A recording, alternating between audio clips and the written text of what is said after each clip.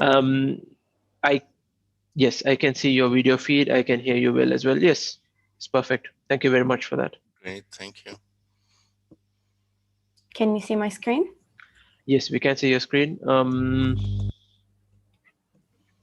You have shared. You will have to remember to share your audio while the video is playing. Yes, yes, it's already, my audio now is already sharing. Okay. Excellent. Great.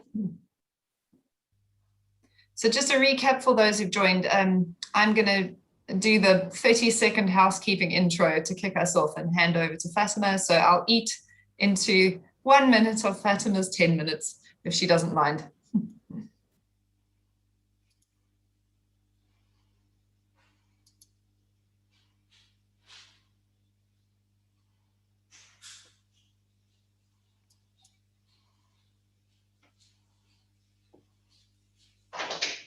So Lauren, it will be agenda slide and then your you spotlighted, right? That's how it's going to be. Sure. It's actually more, I'd like the emphasis on the agenda, less me. I'll be voicing over the boring housekeeping around keeping it civil in the chat, etc. But I think the agenda is actually what people want to see rather than me. Okay, noted. Thank you.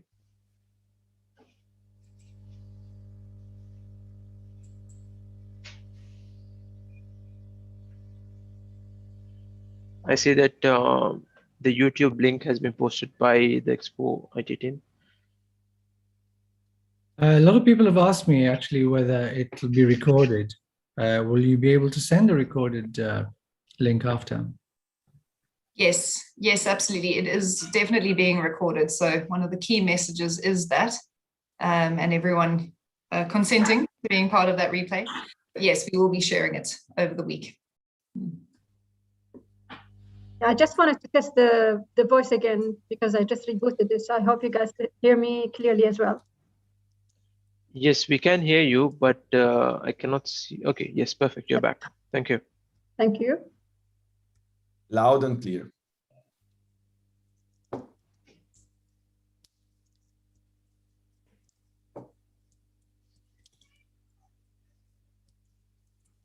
Okay, I think we are good to go.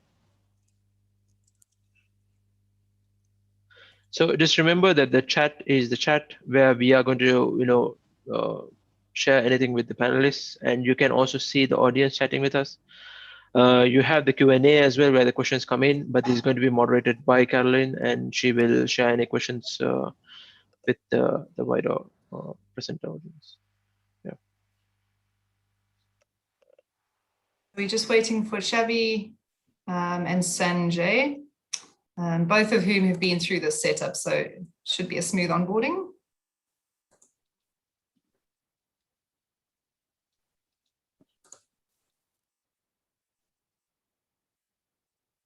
Just locked my door so my kids don't come barging in on time.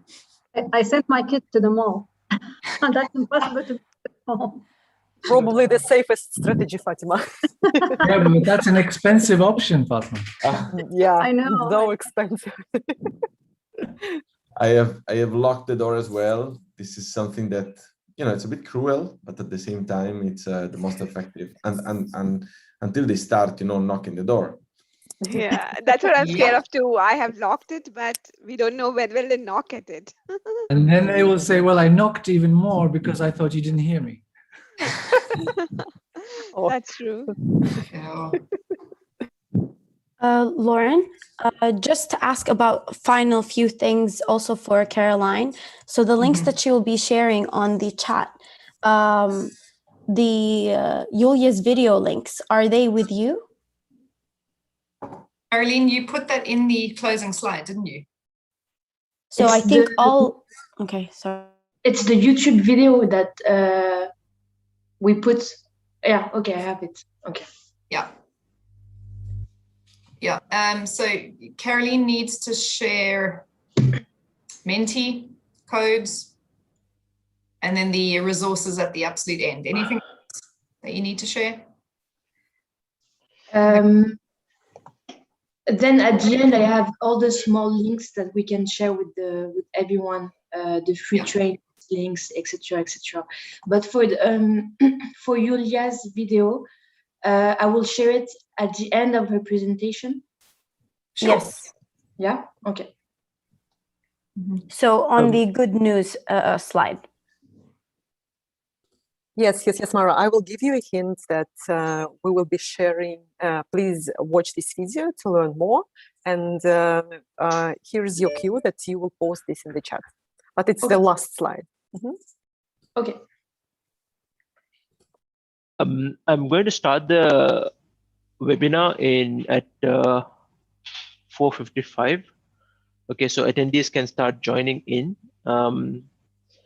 Is that okay, Lauren? I assume that everybody would have joined in by then. I think it's fine. Let's just try and get Sanjay on board. All right. Yeah, of course. So yeah, so just to give a 5-minute head start for attendees to come in and get comfortable. Let me see if I can get Xavi. Oh, there he is. Perfect. Great. Hey guys. Hey Xavi. Can you hear me well? Yes, we can. There is.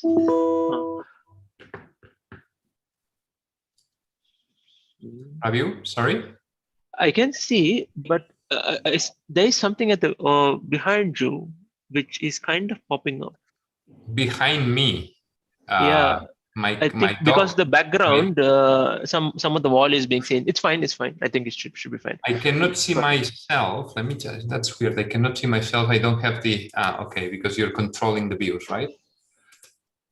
You can control it. Yes. I see it. No. Okay, it's gone now. Yeah, I don't know. It's fine. Okay, this is perfect. Yes, I can hear you, see you. Brilliant. Thank you. Excellent. Thank you. Xavi, just so you're aware, the slide you see up there will be on for a minute, right? From 5 o'clock. We're then going to just cut to me to do the housekeeping for the audience sake for 30 seconds with the agenda slide behind me. I then hand over to Fatima and Fatima hands over to you. So that's good. Perfect. Yeah. Okay.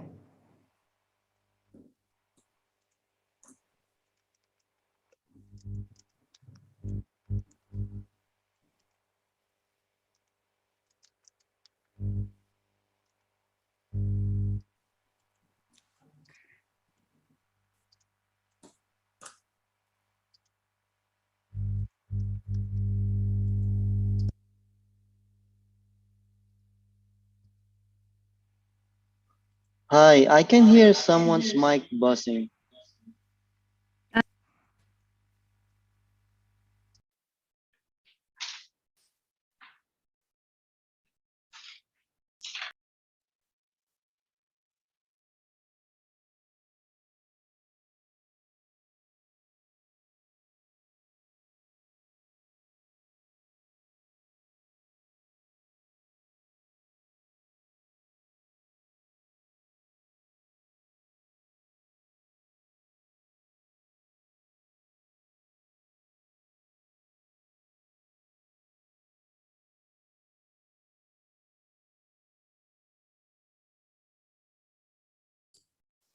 Lauren, I just want to make sure that we are actually after Nisha's talk, right?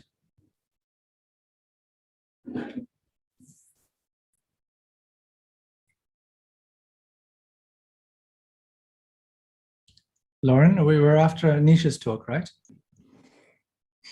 Yes, you are. Xavi will set you up. Yes. Yeah. Nisha, Xavi, and then he sets up your segment. Yes. Yeah. Okay. But you are. Yes. Splendid.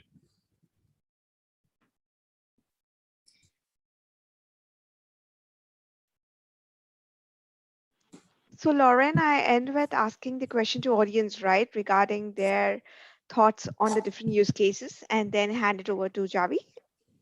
Yeah, you can just basically invite ideas in the chat box, ask them to submit their views, and yes, hand over to Xavi. We're not going to necessarily refer to those in your segment, but it's an invitation for them to share their impressions. Yeah.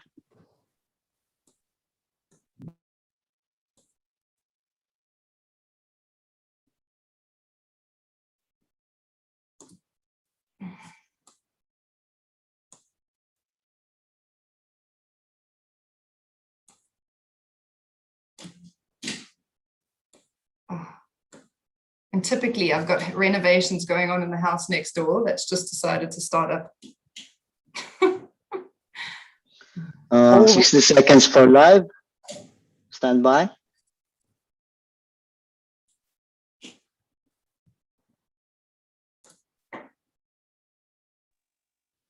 I don't think Sanjay has joined in yet. Lauren, are we waiting for him or are we starting the session? Well, I mean, he said he would join at 5 minutes too, because he had another commitment. So we're not necessarily waiting for him, but he needs to be in and onboarded by 5:15 because his segment is at 5:15. Okay, I think we should be able to start off then. Yeah. Okay, I kindly ask everyone to be on mute at all times until and unless it's your slot. You can be off camera as well, but make sure that you turn on your camera feed once your slot is nearby, or you're ready to start. Also, I understood that we can leave if we need to before the end of the things after our segments, right? You can, yes. Okay. Yes, it's just Yulia who can't leave, especially. True. You can hand over to other presenters by saying, I'm handing over to X person. You can move the slides. If you have any slides, you can say, next slide, please, and you can go ahead with other slides. Okay. I'm going to go on mute now, and we'll be starting the session shortly. So, Rabi, I'll start talking at 5:01-ish, right? Yeah. Okay, perfect. Can someone take a picture of all of us there together while the thing is happening? It would be really nice to make a big thing about the social media. True, Fatima. Very good. Good idea. Yes. Let's do it now where we still are all together, right? Maybe. Depends which view you have. Yes, that's right. Gallery view. The But gallery view. Yeah.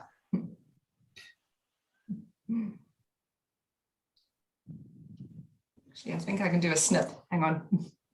There we go.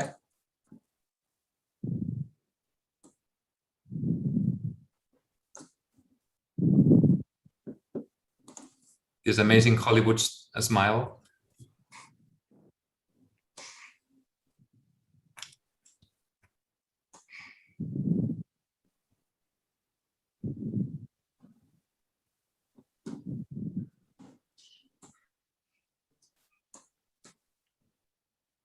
Okay.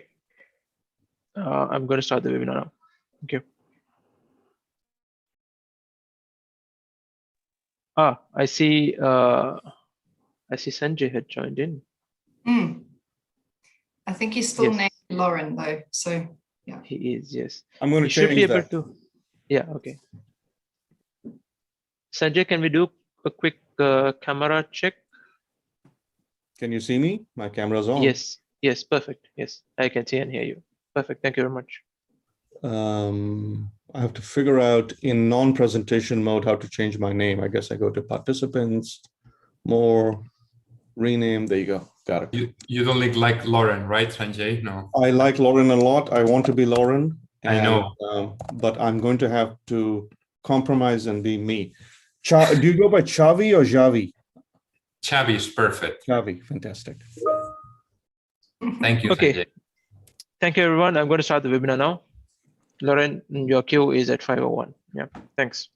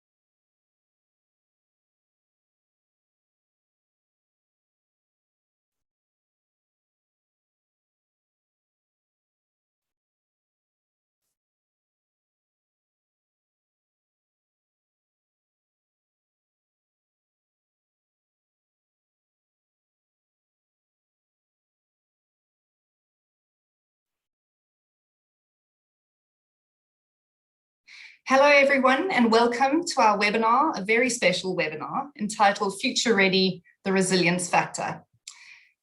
Please note that this event is live. It will also be recorded and live streamed on YouTube. So if you don't consent to being part of the recording, you're welcome to log out now, and we will be sharing the replay afterwards. You'll also notice that there is a chat box and a Q&A, which I can see some of you have already discovered.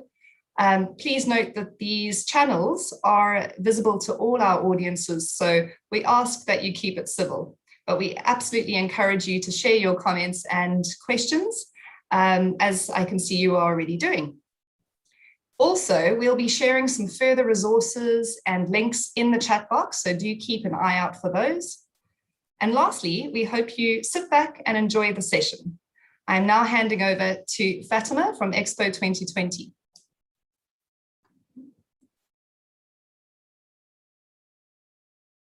Thank you, Lauren. Distinguished guests, ladies and gentlemen, Accenture partners, Expo 2020 Dubai colleagues, and resilient future workforce. Good afternoon, marvelous evening, and a great morning to you all from whatever time zone you are attending this spectacular webinar from. Welcome to our latest partner webinar put together for you by the Expo Education Program in collaboration with our digital service premier partner, Accenture, titled Future Ready, the Resilience Factor, that carries a thrilling agenda about technologies, tools, and tips for resilient careers and well-being, conducted by amazing expertise from the field. My name is Fatma Logani. I'm the head of the Expo Academy and Emiratization at Expo 2020 Dubai. I am overseeing the integration of UAE national talent before, during, and after the next World Expo. We are delighted to have you with us to participate in the latest edition of the education program webinar titled Future of Education and Work series. Thank you for being here. Now about Accenture. Accenture is the official digital services premier partner to Expo 2020, leading the design strategy for an innovative, powerful, personalized, and engaging digital experience that will bring Expo 2020 to life for millions of visitors. Let's not forget that Accenture is the world's biggest independent technology service provider, working in more than 120 countries across 40 industries. We've been working with them for 5 years now, and as an employer of over 500,000 people, Accenture is a leading commentator on workforce of the future, designing new strategies that combine technology and human ingenuity to improve the way the world lives and works. Truly privileged to be joined by them today and their partners as they share an exciting glimpse over the near future and tips on how to navigate change with resiliency. Now about Expo 2020 education program. Throughout history, World Expos have brought together the biggest minds from around the world to address and showcase the future, to exchange ideas, best practices and solutions in the spirit of education and collaboration, and revealed among international events in their size, scale, duration. Expos are large-scale platforms for education progress, providing an opportunity for students to learn on a global scale, explore innovations beyond their wildest imagination, and rub shoulders with the world's leading thinkers and doers. Students locally and from all over the world visiting Expo 2020 Dubai in October 2021 will get a once-in-lifetime opportunity to curate educational experience put together by the Expo education program. Through 3-day educational tour centered around 7 topics, students will connect with experts, explore different career paths, and discover how collaboratively we can build solutions for a brighter future. The program will provide remarkable live case studies of the latest interdisciplinary ideas complementing and enriching exciting curricula. The program will ensure the students will reap a maximum benefits from attending World Expo through a specialized and unique learning experience. Students will have also the opportunity to engage and network with key industries leaders and professionals in their field. Many universities have already signed up to bring their students to experience these tours, with student champions actively engaged with us to spread the positive message of Expo. If you are interested, please write us on ep@expo2020.ae. Today, our esteemed guests will look at factors that boost resilience, designed to inspire you to become tomorrow's leaders. Together with leading luminaries and agents of change, we examine the role of technology and its impact on future careers, while also looking at the value of creativity in driving innovation. We will also be exploring the critical importance of mental well-being in navigating disruption, provide you with helpful tools, tips, and techniques that can bolster employability and well-being and set you up for your next big step towards an exciting future. Before we begin, would like to encourage you again that all of you to submit all your questions in the chat box, like my colleague Lauren said. And now, without further ado, allow me to hand over the proceeding of this spectacular webinar to Xavi Anglada, the Managing Director, Strategy and Consulting Lead in the Middle East for Accenture. Xavi led the build-up of Accenture digital practice in the Middle East, rolling out signature programs combining the creation, development, and running of experiences. Well, Expo project is one of them, bringing data and AI at the core of every program at the event. Xavi is a true example of a career reinvention, having pivoted his career both in leading roles in large corporates and startups. He has lived and worked in 4 different countries and truly passionate about skills and workforce of the future. I trust we are all in safe hands, as Xavi is a suave speaker in leading conferences on the topic of digital transformation, blockchain, innovation, and InsurTech in multiple countries. Xavi, here you go. Thank you, Fatima, for the kind words and introduction. And a warm welcome to everyone. We're deeply pleased to be here today to examine what it takes for a resilient future for all of us. I lead Accenture, the strategy part and consulting in the Middle East. And for us in Accenture, learning sits really at the core of what we do. We invest annually over $1 billion in retraining and upskilling our teams. We have over 550,000 people across the globe. And we put learning at the forefront of what is the career of any employee in Accenture. And annually, we run over 20 million hours of training. These last few months, more digital, yet career development and learning is at the core. And our motto as Accenture is change. And change because this, we believe, needs to be everywhere. And yes, indeed, the world is changing, and we've seen a massive transformation of the world, of everything that's happened in the way we work and the way we lived in the last year. This has impacted a massive change into businesses as well. And for this, talent and learning must as well change. And now, to prepare you all students to thrive, we need to skill for the future, because the skills that were set for the past will not any longer be relevant or sufficient. We need the skills for the future, and we need those now. The businesses, the economy, the societies is changing, and we need all your skills in new. And let me start the few words with a spoiler. We need to change the way we learn.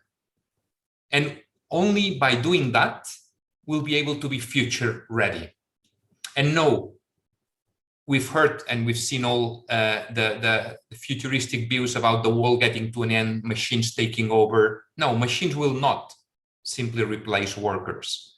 Instead, we are strong believers that technology will reconfigure the tasks and the jobs. And emerging technologies, and there's many, we call alpha trends in Accenture, artificial intelligence, blockchain, virtual reality, will be fundamental, will be vital to promote economic growth for diversifying economies and countries around the world.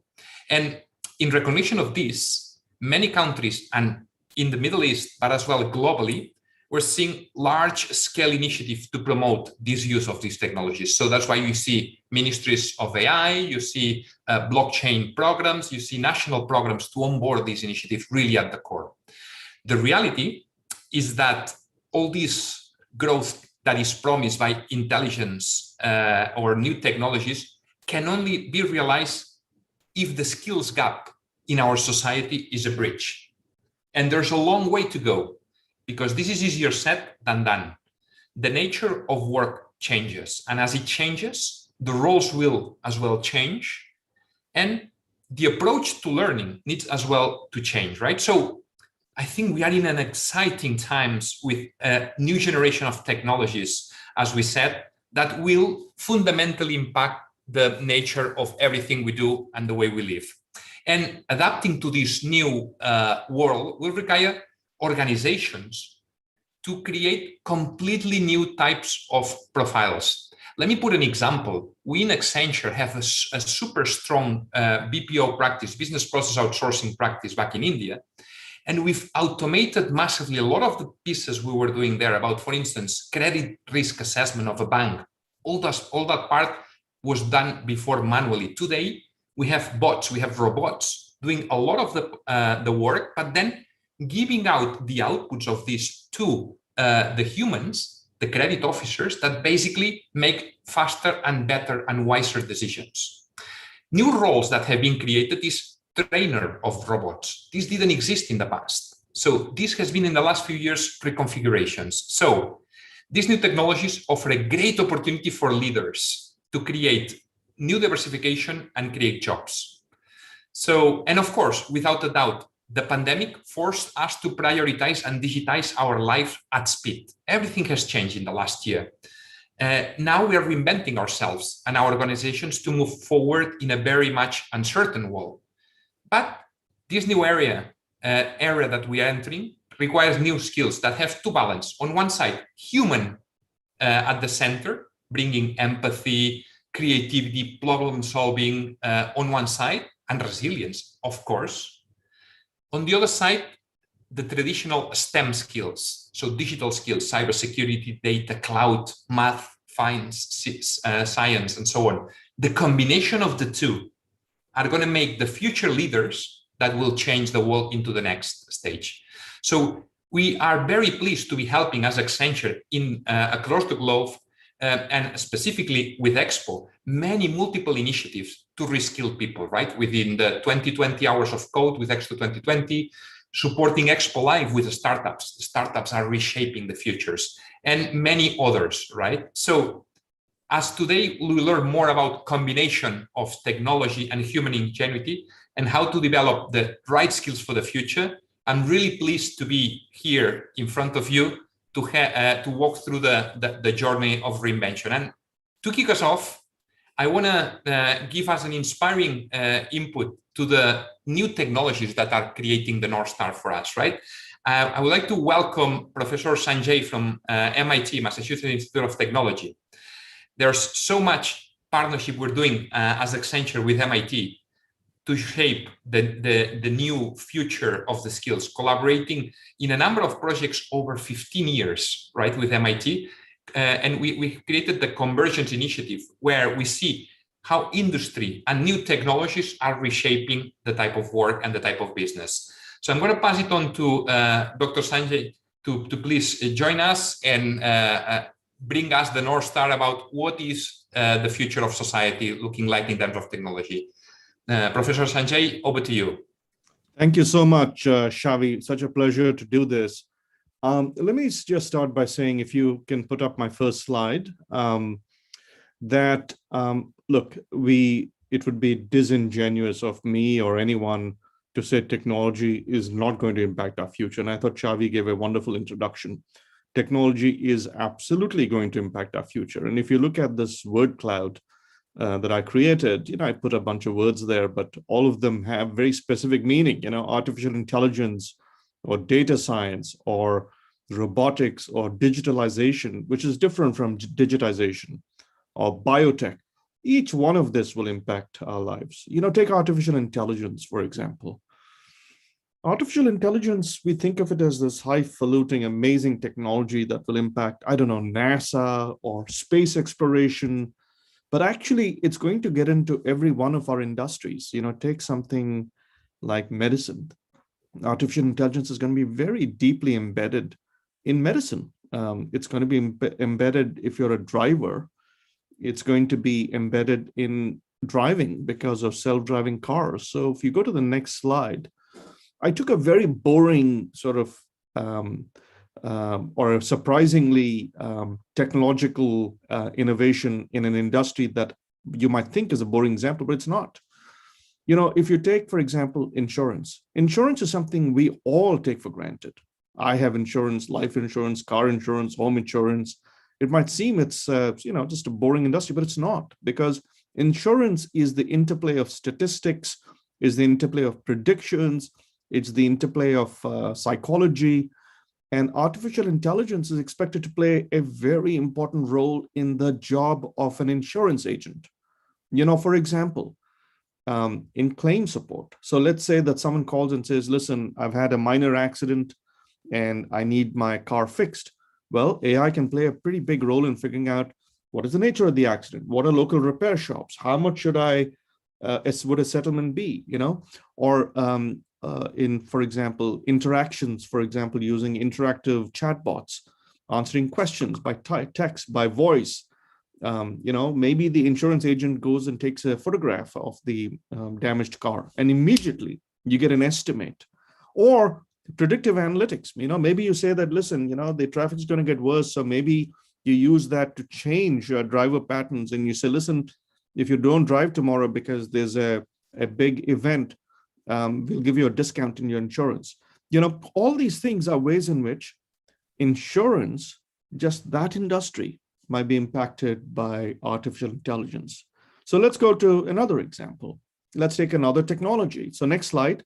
If you look at, for example, robotics. Well, when we think of robotics, we think of R2-D2 and we think of C-3PO and all the sci-fi robotic examples. But we don't think of warehouses. Well, robots are going to be in warehouses. For example, forklifts are going autonomous. Forklifts might seem like such a mundane thing. I mean, they move pallets, but yet forklifts are going autonomous. And that's going to impact the job of the warehouse operator. Because now, rather than driving a forklift, they're going to manage fleets of forklifts. Now, both in the previous example, insurance and in robotics, this does not mean the insurance agent goes away. Quite the opposite. I thought Xavi said it very well.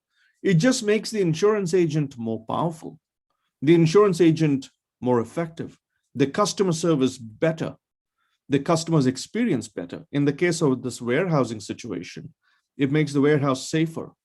It makes the sorting of the inventory in the warehouse more efficient. It means that the person running the warehouse has to now upskill and figure out how to operate an autonomous forklift. Even the autonomous forklifts will break down. They'll have accidents. That means the person operating this fleet has to figure out how to fix them. So if we go to the next slide, let's take another one. Augmented reality. Well, augmented reality, my God, we think of Pokemon and we think of, again, something from Star Wars or Star Trek. Not necessarily how you will encounter it. Augmented reality is going to show up in almost everything you do. Let's say you operate a factory and you have an iPad, you hold it up against the machine recognizes the iPad recognizes the machine you're looking at, and it gives you instructions on how to maintain the machine. It tells you that particular machine needs an oil change, and really you should be doing the oil change today, tomorrow, because it's been enough time. And that other machine The bearings are getting a little old. Please hit this button if you'd like to schedule a maintenance. Now, what that means is the augmented reality system is now become a part and parcel of your job in maintaining factories. It didn't actually make your job go away. It made your job richer. It made your job different. You have to use technology differently. And this augmented reality system makes the factory safer. It makes it more effective, less breakdowns, more people have products, fewer delays. And this could not just be factories, it could be an airport, it can be a supply chain, it could be an oil pipeline, it could be a traffic engineer. They could all be using augmented reality. So the augmented reality, just like with robotics before that, and just like with artificial intelligence before that, makes your job different and more powerful. It's a force multiplier. If you go to the next slide. Another incredible technology coming down the pike, coming down the in our future is biotech. Obviously, biotech has saved the world. I know that in the United Arab Emirates, you've been very fortunate in having vaccines, which came at an incredible speed during this pandemic, inoculate you and make you safer. This is simply the latest feat, the latest achievement of biotech. But now there's a whole new wave of biotech that's going to occur. And this has to do with personalized medicine. And the idea here is that now, rather than just getting a medicine, the system tests you and says, your patient A, you have mutation A, you're going to get drug A. Your patient B, you get a different drug. And it's personalized to you. It's designed for you. And it makes the treatment more effective. In this case, I use the example of cancer. Cancer treatment is extremely, as you know, chemotherapy, for example, can be extremely, it can have a huge impact on one's body. But once you can tweak it and make it specific, it can be much more targeted. The treatment can be much more efficient. What does that mean? The nurse's job and the doctor's job changes. It doesn't go away, it just changes. Now the nurse and the doctor have to understand genetics. They have to understand supply chain because each medicine has a particular patient's name on it. They have to understand how to report the effects of this medicine. The job has changed. The effect has become more powerful, but the job did not go away. And that's the profound and unique thing in our future. So if you go to the next slide, I have the example here of digitalization. So digitalization is the use of digital technologies to enhance our lives, whether it's a factory or whether it's a street or a highway. I use an example here of retail, a shop.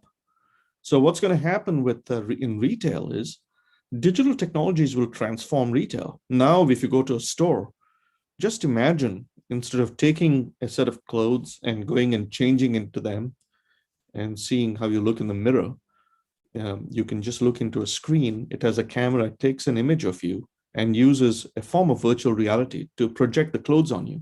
So you can try the clothes without ever changing into them. Well, you might say that's futuristic. But in fact, that is something called a magic mirror. Now, if you're someone who works in a retail store, your job didn't go away. Your job just got better and more powerful. Your interaction with the customer became richer. Your interaction with the product became richer. And so these are all examples of force multiplication. It's not that your job changes, your job becomes better and you have to learn to use the technologies. Go to the next slide. I'll end with this and say that, so what is the good news? The good news is the key skill in the future is going to be being a student. Jobs will change and everything will change continuously. And we will all have to become lifelong learners. And Chavi said that, lifelong students. And I know in this audience, there are many students. And I'm telling you, never let that go away. Because if you remain a student for the rest of your life, and most of us, many of us, older people on this call, we've forgotten what it means. And we're going to have to relearn how to be a student. But if you're a student for the rest of your life, that is going to be the most important asset in your success in life. So with that, Chavi, I'll hand back to you. Professor, thank you for your wise words. And I really love the point about being a student the whole life, right? And I always recall when I joined to build up Accenture Digital in our region, I told the first day the leadership team in my team, I said, look, I'm a digital immigrant. I wasn't born digital at all, right? Everything was analog and I had to reinvent myself every single day to get here. And this is only the beginning for what's next. So really like those words, Professor. So I have some questions that we received from the audience, and I wanted to bring them forward. Some super interesting, right? So let me start on one around the role of innovation, right? Because the reality is that digital technologies only accelerate the pace of change, but the DNA of organizations, companies have not naturally changed because they try to be. You put, I always mention that you put a new organism into a body and the antibodies kill it, right? Because so an innovation into a company and the traditional way of operating kill it. So how do you think innovation has evolved over this last year where pandemic forced all of us to be dramatically different, to unlearn and relearn, right? What is your view about that, Professor? That's a great question, Xavi. You know, some of you may have seen the movie Apollo 13, and if you haven't seen it, you should. And it's the story of this this mission where there's a problem and it's life-threatening to the astronauts. And collectively, they figure out how to solve the problem because they have everything to lose. And there's very little time. It's a very compressed time frame, and they solve the problem because if they don't, people are going to die. Now, we just went through an Apollo 13 as a whole planet, you know, except it wasn't a few minutes or a few hours, it was a year. And look at this, we're fine. We survived. I mean, of course, it was very difficult for a lot of people in many countries. And right now, India, Brazil, and others are succeeding. And so, but as a humanity, we succeeded. We survived because it could have been so much worse were it not for biotech, were it not for the internet, were it not for social distancing, governance. So as a humanity, we survived. It's not over. The struggle goes on, and we will continue to have to adapt. Now, the problem is going to be for us, can we keep this agile approach, which we had to use when everything was at stake, when nothing is at stake? And ironically, when we have all the luxury to be agile and experimental, we somehow choose not to be.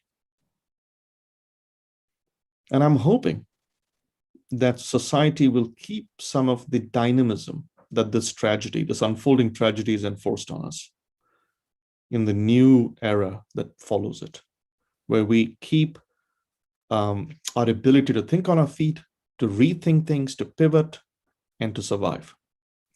So I think that organizations will change, Xavi. I think all the things that we've all struggled with the antibodies, we now know what antibodies really are because we're all fighting to get antibodies into as many human beings as possible in our collective humanity. And we know they should be there for the good and not for the bad. And I hope that society will wake up to this and we'll be innovative at a time when, in fact, we have the freedom to innovate as opposed to doing it out of sheer desperation. I love that analogism, and it brings me one question as well, Professor. Sorry, which is about developing countries. Not everyone is at the same pace, right, of technology advancement. So how can we leverage everything we've learned in the first world to say something to bring it and to bridge the gap faster with innovation, with digital technologies and so on, to make sure that we unify a bit the gap that has been created and the genie gets a bit more concentrated, because we still see huge differences, right? And even I would say that COVID has exacerbated a few of them, right? So what are your views around how we can learn to accelerate that for developing countries? You know, Xavi, I grew up in India and I first spent the first 21 years of my life in a developing country. And what I think is that there's actually a complementarity. On on the one hand, the US, where I live now, has extraordinary technology, and MIT is at the forefront of many of the innovations, internet, GPS, Moderna is a bunch of MIT folks. And so that's great. But on the other hand, one of the downsides of being a mature country is there are lots of some good, but not always good regulations and a lot of established barriers and practices. In fact, you could make the argument that when COVID landed in the developed world, it took a long time to react because of the structures. So that's the advantage, disadvantage. Disadvantage of the developing world is there are not a lot of structures. But on the other hand, in the developing world, because human beings have to survive, there's a tremendous ability to adapt and innovate on an individual basis. In fact, there's a word for it in India, it's jugaad, which is just make it work, just make it work. During COVID, the world has been in jugaad mode. The developing countries adapted one way, the developed countries another way, and the entire planet has gone digital. My mother knows more about Zoom now than I knew about Zoom in 2019. Right? And even people struggling for an income in India now have smartphones and they're signing up for this and signing up for that. So I think that the truth is in the middle, which is, can we keep the dynamism of survival, which individual survival, which the developing world has had to face, but the structures of the developed world. And I think digitalization is the bridge. So I'm quite hopeful, Xavi, and my fingers are crossed for the future. I like that. And reflecting a bit what's happening as well in the pandemic, I see a lot of green sparkles everywhere when you see large corporates, governments working together to fix a problem that if you don't bring the best skills and the assets together, we're not going to fix it, because it's not about fixing it in our land, in our landlocked land. But if we don't fix our neighbors and globally, the pandemic will come back into our region, right? So I think this is where true collaboration needs to come. And I'm really curious to see what's going to happen in the journey of the patents, because that will give us a bit, how is the world working as one to fix life-threatening for the humanity, right? So I think we're in super interesting times. And when I feel about what your students, what these students in the journey are joining us, I think it's a great moment to be, because you guys will live and will reinvent the future that we will all live. So, Doctor, I think it's been such a pleasure to have you here, and very, very inspiring glimpse of the near future. Actually, I would say even the present, right? Because you touch about things that we see more and more. I think we can all agree that we are in a continuous learning path. And of course, this, whatever our age, so life learning students. I love that sentence, and I ask you for permission to use it as well, because I really believe it's very unique. Thank you so much. Appreciated your time, and really a pleasure to always partner with MIT and the leadership. You're really an inspiring North Star for us. Thank you. Such a pleasure, Xavi, and everyone. Take care, and please stay safe, and please stay well. And now, turning to a real example about from within Accenture technology side, how we bring sustainability, innovation, and technology together. And I wanted to introduce my good friend Nisha. And just to put a bit the framework, we're going to talk about deep fakes, and all of you are very familiar to deep fakes, right? So there's been in the media for the wrong reasons lately, and they're the 21st century answer to what photoshopping was a few years ago, right? So I think many of us have seen Tom Cruise video announcing that he's running for president in the US, or Mark Zuckerberg bragging about the apparently stolen billions of people data, right? Or Jon Snow, even more, the apology that I was so convincing in his apology for ending Game of Thrones. You haven't yet. If you have not, please, I recommend you to Google those. You're gonna really cry out loud of this. It's amazing what the deepfakes he created on the wrong side. But today, I'm joined by someone very special from our Bangalore labs, who has been applying the technology of deepfakes for good. And let's hear about the great use cases that this technology brings about and the many roles across technology, creativity, and more that helps us create a new reality for good. Nisha, over to you. Thank you, Xavi. Hello all, good morning, good evening. I am Nisha Ramchandra, Technology Research and Development Senior Principal at Accenture Bangalore. I belong to a group called Technology Sustainability Innovation, where we do research and development and apply the latest technology to resolve problems in sustainability and for society at large. And rightly, as Xavi said, this technology of deepfake has generally been used for unethical purposes. But slowly, businesses are adopting this technology to improve customer engagement and user experience as well. So we have used this technology and we call it digital persona generation and applied it in the field of art education. We have adapted the human-centered computing principles to create this technology. So if used in the right way and right purpose, then this technology can be used for good. So first, let's look at what digital personas are. On the screen, you can actually see two faces. So on the left is Jennifer Lawrence and on the right is Steve Buscemi. So as you know, these two are famous actors. We can swap the two faces using a deep learning technique called face superimposition to create a complete new personality. As you can see the mashup, this looks really funny. But then if you look at the YouTube video, it looks really amazing. The technology in which they've applied, right? Currently on my screen, you just see the face swapping of just one picture. But imagine doing it for thousands of frames and turning to a video where you ensure the lip synchronization also happens, right? So that is tedious. And if you do it correctly, and apply this technology, the framework of human-centered computing principles, you can use it for good. What we did was we collaborated with a museum in Bangalore, the Museum of Art and Photography, to create a digital persona of none other than a famous legendary artist, M.F. Hussain himself. M.F. Hussain died 10 years ago, and this museum was actually conducting this art education sessions for children. So to enhance the engagement and creativity in these children, we use this technology to create a 3D persona of Hussein, wherein the children can interact with this persona, ask questions about his life, artwork, and gain knowledge, and the entire experience is immersive and adaptive as well. Next slide, please. So the main motivation behind applying this in the museums was that while we did our research in the field of education, we found that museums and education go hand in hand because museums are establishing as a parallel education platform.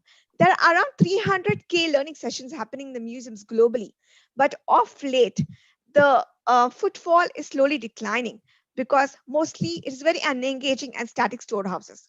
So we wanted to apply this technology to a larger audience and enhance this experience in learning and provide art education children using this emerging technology. Next slide, please. So the way we went ahead creating this digital persona was we used this human-centered computing framework, which not only involves just the aspects of technology, but also the elements of design and arts, cognitive psychology and ergonomics, and social and organization psychology. So let me talk to you one by one through these individual pillars. So talking about design and arts, next slide, please. Yeah, we had to first study the persona himself. So to create a complete persona, ensuring that it is flawless, we had to study how he dresses, how he walks, how his hairstyle is, etc. So interestingly, we found two facts: that he always holds a brush and never wears a footwear. So all the smaller aspects of this person himself had to be incorporated while designing this digital persona. And coming to psychology and ergonomics, next slide, please. We had to understand the user perceptions. So as in we conducted a survey with children and visitors, we had to understand how would they interact with this persona and finally create a 3D holographic projection. So we concluded that just a flat projection wouldn't suffice, but to make it more immersive and interactive and for the kids to enjoy, it had to be a 3D holographic thing. So all these exercises was done when we implemented this elements of cognitive psychology and ergonomics. And finally comes in the aspects of technology. So in technology, what we use, as I mentioned earlier, we use the technique of face superimposition to kind of create a morphed face of MF Hussain. We use the technique of voice synthesis, wherein we use a sample voice files of Hussein, which is around 30 minutes long. We retrained our machine learning to regenerate his voice. And then we combine this face and voice to create a synthetic media file. This synthetic media file is played as and when a child or a visitor asks a question. So, for example, if you ask Hussein about his life, then the synthetic media file talks only about his life, etc. And while all this conversation is happening, there's an emotion detection also at this background, which understands the user's moods and perception. And if the visitor is not interested in a particular topic, this persona adapts and invokes you to change to a different topic of your choice of interest as well. So this entire concept at the museum. Next slide, please. Yeah, so as I spoke about the different pillars of design in arts, psychology, ergonomics, etc., right? We had to not forget the basics of ethics, because creating digital persona is not easy. And we also have to ensure that we have appropriate permission from his family and higher, so that they approve of creating this digital persona. And also, while we created this digital deepfake medias, each of these video files were digitally signed. So to avoid tampering, this had to be done. So this entire framework is currently implemented and live. And now, since I've spoken about all this thing theoretically, I want to show you the actual experience which we have in the museum. Before we switch off to the video, I would like to end with, after this deployment was done, we conducted a small social experiment as well, where we did groups of children of 14 years of age into two groups. We split them into two groups. So one group learned about Hussein and artworks through the guide of the museum. The another group interacted with digital persona. And the study showed that the kids who were interacting with this digital persona showed increase in long-term memory and social collaboration as well. So this entire technology, right, which we have, the current use case, which I've spoken about, just art education, it is not limited to just museums alone. It can be applied to, say, education, entertainment, endorsements, medical, retail. Retail is the example which even Sanjay Sharma mentioned, right? So there are various such fields in which this technology can be applied to. And now let's go live and see the interaction with the children with the persona.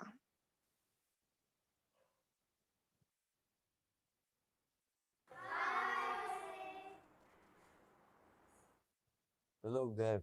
Great to see you. I am sure you are eager to know about me. Go ahead and ask me questions about my art or about my life. I would answer you to the best extent possible. Pardon me for fumbling since I'm over 100 years old now. Which is your favorite painting? The painting of the two sisters, who are actually my daughters. Why do you always hold a brush?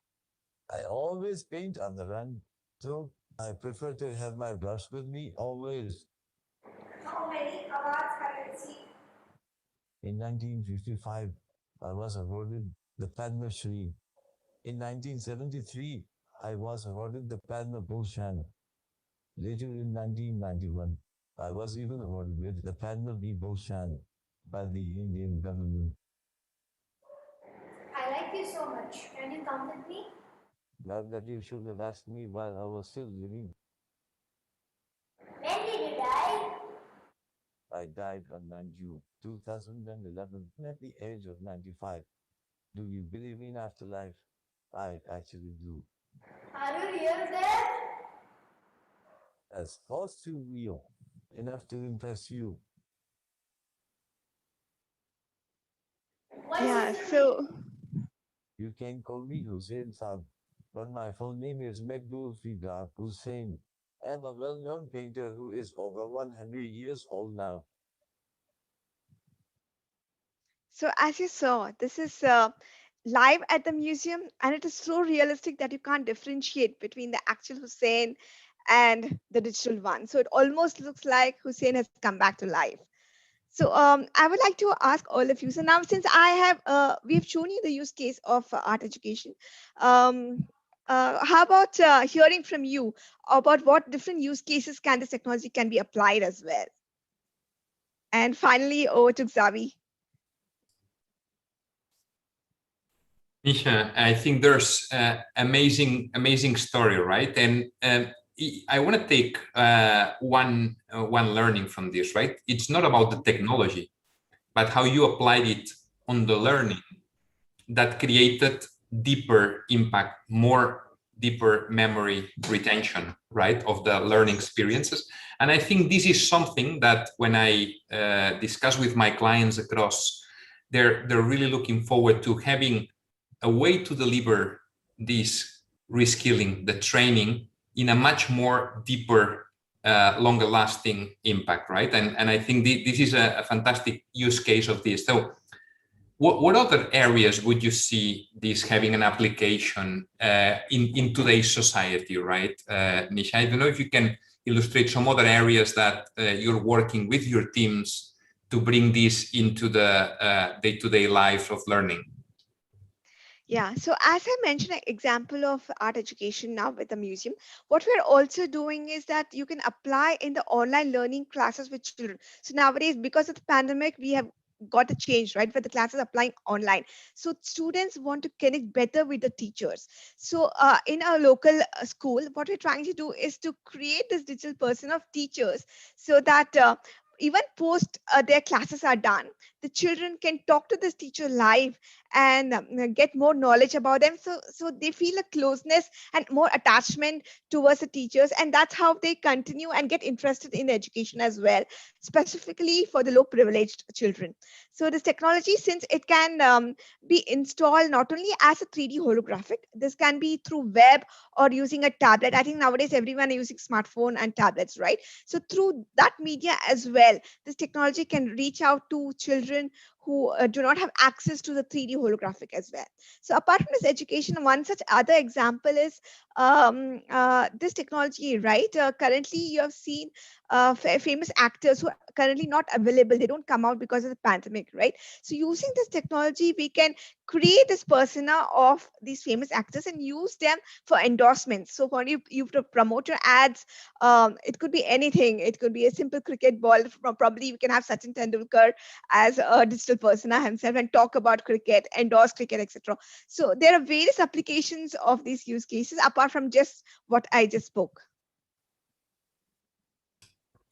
This is amazing. So a whole wall of new use cases and applications of it. Now, I wanted to reflect a bit because we have here students from all over the world, right? So, and from very different walks of life, different areas of expertise in the studies they're doing. So maybe we can explain them how this is being created, right? Which combination of skills did we use to make sure that we could create those experiences, right? So how we combine, remember that in the introduction I gave about the STEM skills specialists, but as well the human part of it or the experience part of it. So can you elaborate a bit about the how you organize your teams to deliver these journeys, these use cases? Yeah. So as I mentioned, we use human-centered computing principles, right, to create this entire experience. So using this principle, it is not just a technology. It is not just about AI. It's not just about machine learning and stuff. You have to use skills where, say, of cognitive psychology. You have to use skills who are very good in like design and arts because you have to create the prototypes. We needed an actor also in place. So an actor so that we can superimpose Hussein's face on top of this actor to make it more realistic, right? So the entire journey was in parallel embedding bits and pieces of technology into the skills of, say, prototyping, the creating the wireframes, designing, the costume designers. We had to hire costume designers, we had to hire the actor, and we had to train him to talk in a manner of Hussein used to talk. Then we had to superimpose his voice as well, right? And then we need skills of this video synchronization, because once we create this face superimposition separately and generate the voice separately, we had to sync it together to form a single synthetic media file, right? So we needed a video expert out there as well. And And we also needed legal experts because, as I mentioned, that we had to take into the factor of ethicality, right? So we needed legal to be involved to talk to the family and find out if it's okay to create this persona.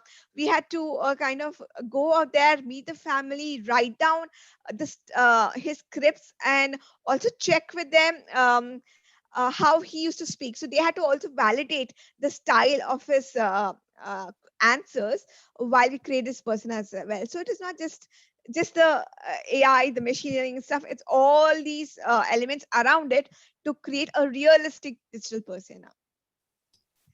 I like that part, and as well, I'm extremely humbled to see that we have a bright future, right? Because it's going to combine skills from all walks of life, from all types, to be able to reimagine our futures, right? So I think it's quite impressive. The challenge, though, is that, as Professor Sanjay mentioned earlier, so we need to be ready to be students for all our lives, to be able to continue to learn the new ways. And why is this so relevant? Because the experience part, the expectations of the end customer, and we're going to have a panel discussion led by our good old friend Alessandro, that will tell us about how the experience expectations changing, right? And we're seeing these years of pandemics that the way we're consuming, the way we're living our life have dramatically changed.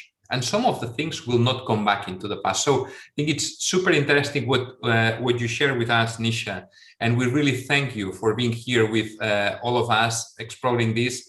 And we look forward to hearing any questions you have. You're going to get some assets that you can all consume from what is made available in the discussion today. So thanks a lot, Nisha. And I would like now to move forward. Thanks, all.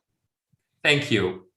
And I would like to move forward to a next session to explore the value, indeed, the cross-sector collaboration for innovation, because innovation comes always as a collision of different areas, right? And I'm very pleased to have with us here Ali Al-Aswadi from Smart Dubai, Hani Asfour from the Dubai Institute of Design and Innovation, and of course, our very own Alessandro Ghetti Ale from our Accenture Interactive Fjord. So over to you guys, and I'm really look forward to the discussion about the IDI.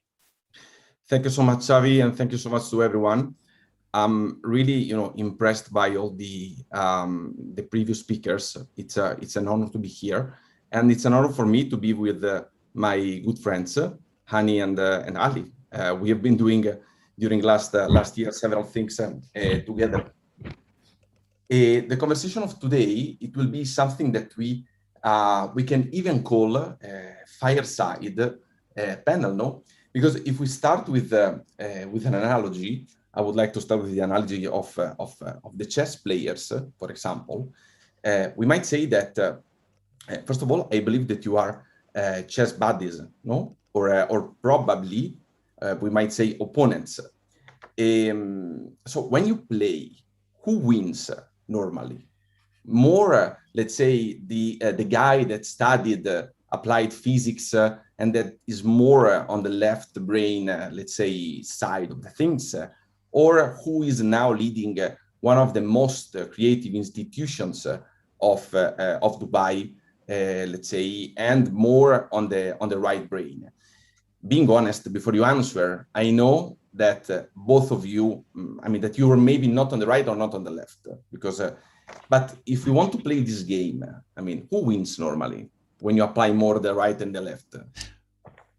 Can I answer that, Ali? Yeah, of course. Yeah, well, I'm playing against the prodigy, I have to say. Ali, honestly, Ali learned chess during the pandemic, and the score now, I think, is 3-2. I think he's beating me. And I use the other analogy, which is Aesop's fable of the grasshopper and the ants. The ants are working very hard, and the grasshopper just wants to sing. And I'm the grasshopper in that analogy. So now I'm trying to get my act together, because The Ali is beating me, and I won't let that. I won't let that continue. Hang on a second. Yeah, but every time I make a move, or even I just sit at the table with Hani, my heart starts thumping, and it doesn't stop till the last piece is fallen. So absolutely, Hani gives me a run for my money. I'm working very hard at it. But to answer your question, chess is a creative process, of course. That's the whole point. And I think one of the things that are misunderstood about what creativity is, people might think it's a brush or picture paint or a sculptor or something like that, or a musician for that matter. It's not the case. Creativity has a huge spectrum of forms. I was doing some work with somebody on a psychology paper yesterday, doing a review on it. And the whole paper started from a white piece of paper, meaning that, okay, so what is the problem? How will you address that problem? What are you going to do to design the solution to address the problem? And then how do you analyze it? And so every part of it, all the way to the end of writing the paper itself, is a creative process. And it's including people who make up insurance policies. It's a creative process. And they're all designers somehow.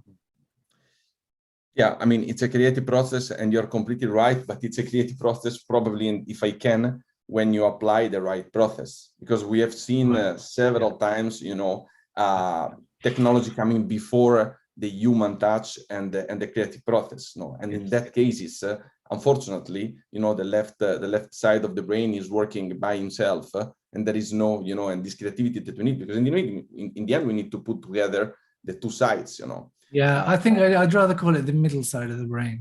Yeah, exactly. Yeah, I mean, totally. I mean, I'm not for these divisions of the brain, and actually there are studies that show synapses crossing over all the time. In particular, in women, actually, they have their brains apparently connect better across the different lobes, and I believe that. But that's the latest research I've read. Yeah. But I'm no expert. Yeah. Obviously, it was a provocation. But so continue like that. I think that you'll agree that I would like to know your opinion about so is the near future a place where we will be displaced by machine? I mean, coming linking this with the chess, the famous chess challenges that we see in the television, with machines are beating humans. Is this gonna happen also in other fields? Ali, do you mind if I answer that first? Please, okay, yeah. Thanks. Basically, I think that we are facing a very important shift that we need to understand. Everyone talks about the fourth industrial revolution that we're in, and I'm saying and I'm arguing that we are in a new revolution, because the first three actually replaced human labor. Today we're augmenting human intelligence, and that's a completely different ballgame, which leaves one territory of the human, if you want, functionality is still not tapped, which is emotion. And that's why I think it's the age of design today. This is my key idea today. If we leave with one takeaway from me, is that it's the age of design, because we need to harness human emotion at a time when intelligence and labor are now being taken over by the machine. I truly believe that the machine will also understand context and emotion down the road, but not yet. And so basically, if you talk to Kasparov, who lost against the machine, later he said, when I put my brain with the machine, we became both better. So I think of AI as augmenting human intelligence rather than replacing it. Whereas with labor, it's the same thing, it's augmenting human labor. But now we need to augment human emotion, the next phase, and this is the age of designers.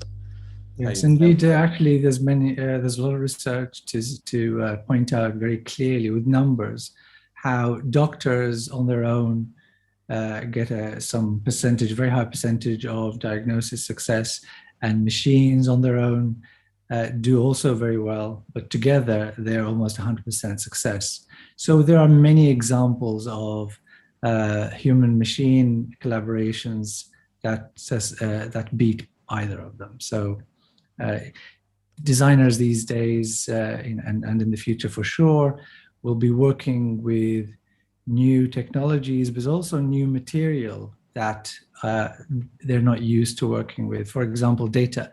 Data is definitely seen as a new material that designers need to get their head around. So they don't necessarily have to be data scientists per se, but they need to know what is possibility with data. Just like a traditional designer would know what you do with wood or material or plastic or leather, whatever it is that they're working with. Again, a digital designer will be somebody who is acutely aware of what is possible with data in order for them to imagine and envisage these. So they're no longer sketching on a whiteboard per se of some design solution, but they're now imagining how the data flow and what is possible from the data itself will make that solution even more powerful. I love. I mean, the analogy of data as a material is very powerful. I really like it. And Dr. Ali, I mean, talking about smart to buy, I have a question. Your vision is to make Dubai the happiest city in the globe, no? What defines an happy experience? What are the ingredients for this? This is a provocative question because a lot of people say, oh yeah, really happiness and all the rest of it. But happiness is actually not that complicated. It essentially means well-being. People who have got a better or a high quality of life. So well-being, happiness, high quality of life, same thing really. And then for us, what is relevant in Smart Dubai, of course, is digital technology. But the thing is, digital technology is there to serve, and we really must remember this all the time, is to serve the human needs in terms of improving quality of life. That's the whole gamut here. That's the whole principle. So digital innovation is about improving digital well-being. And this is a concept that's not entirely new, but necessarily is something that is a lot of people have paid attention to it to say, okay, what does it mean for technology, digital technology in particular, to impact and influence well-being of people? So at Smart Dubai, we were lucky enough to work as part of the Digital Wellbeing Council, which is headed by His Highness Sheikh Saif in the Ministry of Interior, and this is something that we have been able to work to create a definition or an understanding, if you like, of what is it to say digital well-being. So it's not that difficult, actually. It's basically to say, okay, well, how can technology affect life in terms of making it easy to do things, or make it accessible, or even the sense of privacy in the way that we use technology. So essentially, digital well-being or happiness, if you like, is three parts as we understand it. It's operational part, meaning the sort of getting things done, the nitty-gritty, and the technology can influence that part. That's what I meant by sort of easy and accessible. It's the doing, the sort of functional part. But there's also out of technology, and this is something that Javier mentioned earlier, this business of digital native. Most of us are in the sense that certain aspects of technology are novel. It's not something that human beings understand natively. For example, this remote presence that we have right now. Yes, we got used to it and we understand it, but that's just part of digital literacy. That's our ability to understand that concept. But it's not natural. We don't get born with that remoteness. A relationship between two people is just there directly and it's touchy-feely, and you can almost smell the person. Sort of the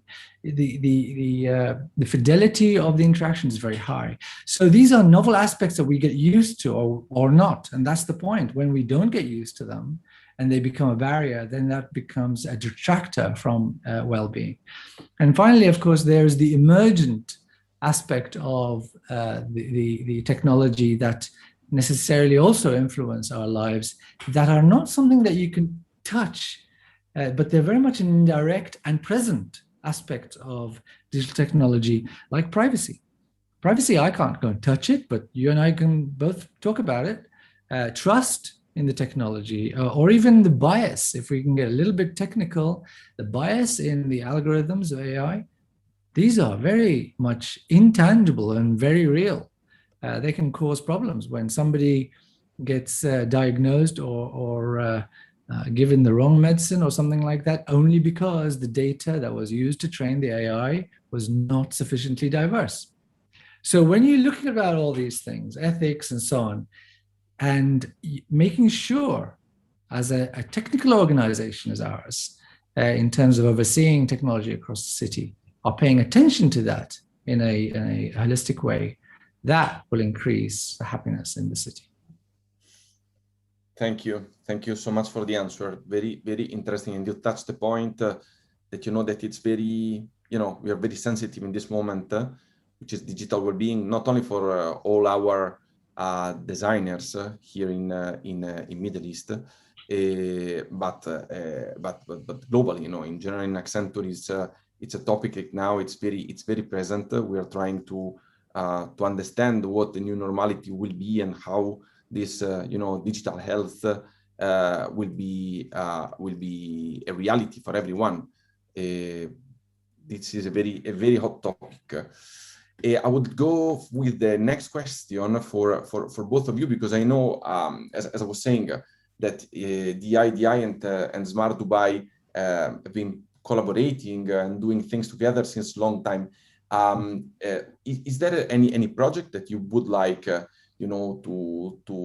describe or to bring to this session, as an example? Yeah, Hani, maybe you can talk about the... Over to you, Ali, actually, if you, yeah, I'll let you. Okay, I can do that. Well, we understood as a group of people, technologists, designers, and also the people who are trying to oversee the smart city paradigm across Dubai, that it's important to get the people who are responsible for the services that make up, in sum, the experience of the city, making sure that they get a good grounding in the way designers should approach things. Also to be aware of the technology itself, all the technologies, blockchain, AI, and all the rest of it. So how about we put together a course which makes sure that these people who are managers and practitioners of service provision actually get this solid grounding from the experts. So DIDI and University of Dubai and Smart Dubai collaborated to create this digital service design diploma, which is an accredited diploma. It's a proper thing with a capstone at the end of it. And we basically looked at it from a really sort of very simple thing, which is, let's talk about technology. Let's talk about design methods. Let's talk about research methods, because without research and essentially listening to the user and user-centered design and all the rest of it, you're not going to get anywhere. And then let's talk about what service means and what are the difference between digital services and analog services and so on, and how do you enhance this? And then finish it off with a capstone to say, okay, well, you've learned all the bits. How are you going to apply these in real life, in the city? Go ahead and improve or create new services. And that is something that we had huge success with. And to this day, everyone is asking, so when are you going to run it again? When are you going to run that again? It was exactly what people wanted to know. And that was actually developed and delivered during the pandemic peak. So we were very, very proud of that collaboration. And I think we had something like 13 tutors in total, definitely a cross-disciplinary thing and collaborative element. And that's actually a signal to people who want to get things done in real life. You're not going to do this on your own. You really do need other people's point of views and perspectives. So that was doing by showing and not telling. It's a fantastic initiative, and actually, you're touching the point of the ecosystem of being, connected between let's say all the learning institutions with who is managing, in this case, the public life of improving the lives of people through public initiatives. And for me, this is a connection with the concept of that I really love at the beginning of the intervention of Sanjay. You know, being a lifelong student, because as in the case of what from Fjord we are doing now together, for example, with the IDI and Smart Dubai. When we have the possibility to stay together with the students, to bring our knowledge that is coming from the professional side and listen from them, we are learning every day, and it's an exchange that is giving us the possibility of doing of changing the mindset a little bit. I would like to connect this again with another question that we prepared, which is how did the pandemic propel positive changes on, I would say on both, on Smart Dubai and on the IDI. And this is very, I mean, again, I would like to come back to the example of Sanjay that for me was very, you know, very nice, very interesting. The one of the Apollo 13, the globe lived an experience of Apollo 13. No, the entire globe have to come back with a solution in a very high speed. So I think that every one of us have to find solutions to problems at very high speed. So what happened? Can you mention something that happened for this reason in the IDI and in Smart Dubai? Yeah, Hani, why don't you kick off on that one? Okay, thank you, Ali. At the IDI, the first thing that happened is a lot of students, because we're problem solvers, right? The students are trained to be problem solvers. They jumped at and said, we need to do something, we need to act on it. And instead of just jumping into it, we did act immediately. However, we quickly put together a survey and we asked the students, because we're student-centered, we're designers. We start with empathy, trying to understand what the pain points are. And what was interesting is that we found that the student body was divided into two types of attitudes towards COVID. One group, we call them Group A, basically said, please don't distract me with anything. There's enough stress in my life. I just want to focus on my studies and keep going, because that's going to distract me from all the stress outside. And that was surprising for us, because the vocal group were the ones that saying we need to do something. And the school was, the student body was divided into basically half. So half wanted to continue doing what they're doing, and another half wanted to immediately do something.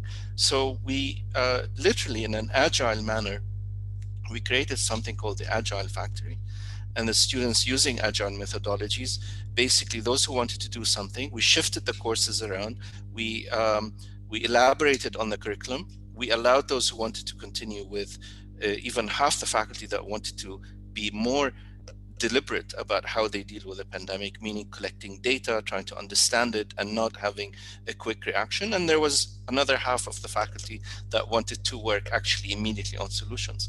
And so it was like a magnet, like the students followed the different types of teachers that reflected their attitude. And we actually put together several initiatives on both sides.